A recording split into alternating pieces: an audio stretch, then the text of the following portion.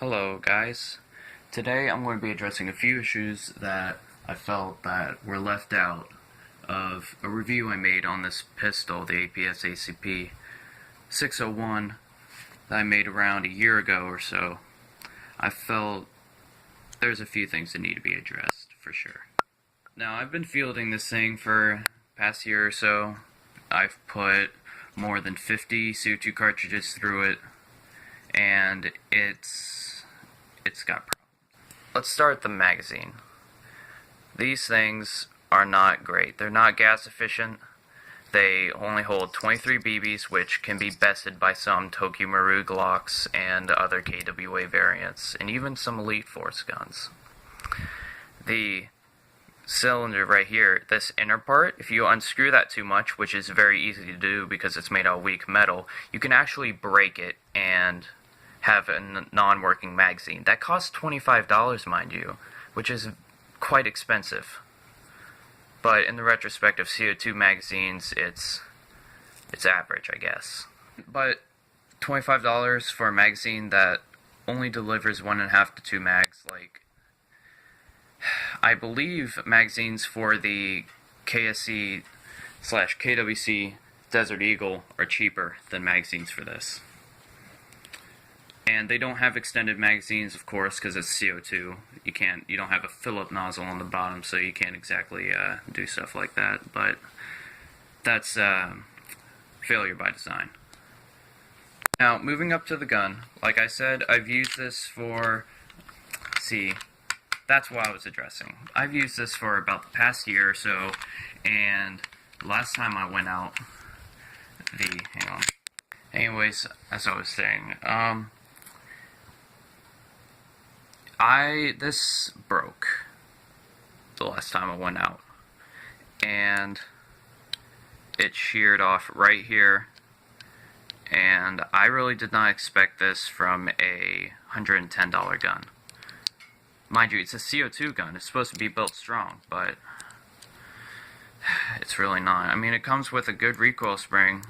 It's made out of metal, but a really weak aluminum barrel, like, that's ridiculous. Not to mention that I've messed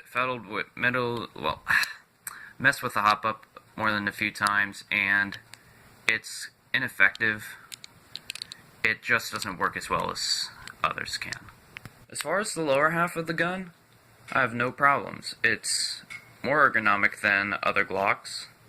It feels comfortable in the hand, but the only issue I have is with the rail, which airsoft Glocks are wider than the real ones, so you can't really put anything on the bottom rail unless it has a dovetail sort of thing going on. But I really like the trigger because it has this manual safety on there, which is really nice, and it's also a well-built gun. I watched a video about a month ago of this guy. I'll link him in the description of this video. He took one of these frames and he just beat it with a hammer, and he just could not get it to break. It is a very well-built lower, and I am actually really pleased with this, but not as a gun as a whole. Let's move on to the slide. Now, these parts right here, I don't know if they're compatible with other brands, the nozzles and all that. I'm not sure if the slides are Tokyo Marui compatible. I don't know if the sights are Tokyo Marui compatible. I don't know if you can put, like I said, different nozzles. I know that they make a different barrel for this, which is hard to kind of get out because you have to disassemble the whole hop-up unit around it. But I don't really know if that's a thing with other pistols or not. Really lastly, this is just nitpicking at this point. The threading on this is, I believe it's 12mm positive, but you have to get an adapter from 12mm positive to 14mm negative in order to put suppressors on, and that's a positive to negative thing. So if you start twisting one on, if you twisted this onto here, and then you had that tight down, and then you started twisting the other one on, if you try to make that as tight as it can be, then you'd start twisting this off of the barrel itself. And unless you're suppressor has a locking nut on it, then you're kind of screwed.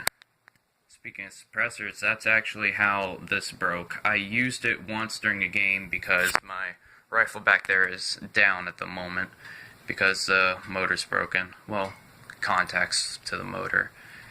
And I was just using it with the suppressor to get more range while I was out in the field, and I was just shooting it and it broke, which is really disappointing. Now, why is this a problem?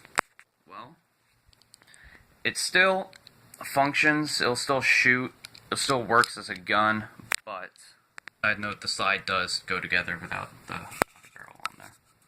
My issue with it is that when the slide is forward, if you can see that or not, it is pointing down and to the left. Unless you center it with your finger, it's not going to. And when you pull the slide back and lock it back, the spring guide can move in all sorts of directions because it doesn't really have a thing above it to stop it. And I don't know if that's going to cause damage or not to the gun, which I don't want to do because it's already broken. Now, you can buy another outer barrel on e-bike for $25, which is kind of pricey for a barrel that's just a stock barrel. At least in my opinion, I think it is. You guys might have differing opinions. Now, to be fair, the suppressor I was using was a little large, but it did have an inner barrel inside of it. It was supposed to extend the range of it, and it was a pistol suppressor, so if they're going to put threads on here and make a threader adapter for it, then they need to make the barrel strong enough to withstand it. Anyways, I just wanted to touch base on that and give my opinion on it.